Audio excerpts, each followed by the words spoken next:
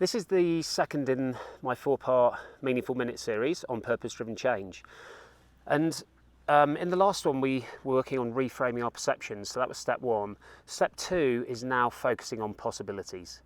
And regardless of whether you naturally have a possibility mindset, there's a few steps you can take to identify the right possibilities to pursue.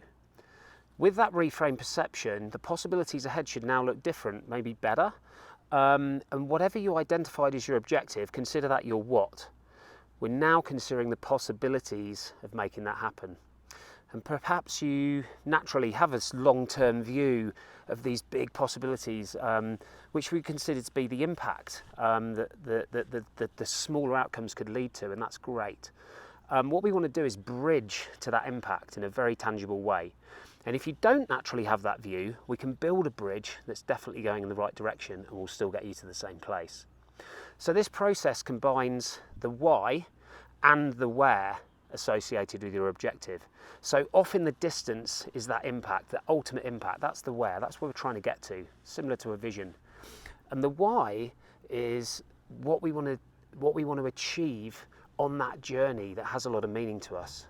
To get to the why, you quite simply ask yourself, what if I were able to achieve that objective? What possibilities would that lead to? So what if and what possibilities would that lead to?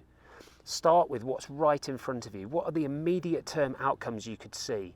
Think specifically to the benefit of the people that are involved. And then consider, well, if we achieve those, what possibilities could those lead to?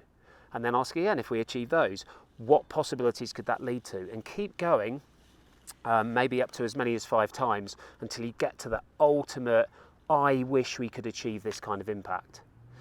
This is similar to the 5 whys activity that you've probably heard of, but asking what if around possibilities, looking forward multiple times, gets you to the ultimate impact, creates meaningful milestones for you to achieve along the way in terms of the outcomes that are meaningful, and that they all build upon each other to get to the end, versus trying to start with a Hail Mary and likely missing the target up front.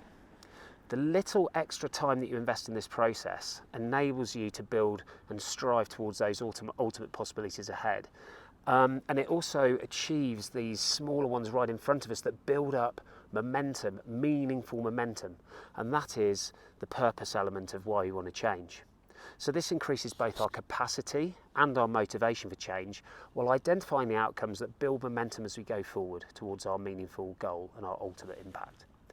So with our what, why and where in place, implementing the how is way more effective.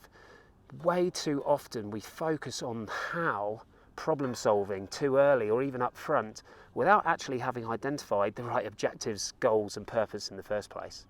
So we'll leave the how for next week. Cheers.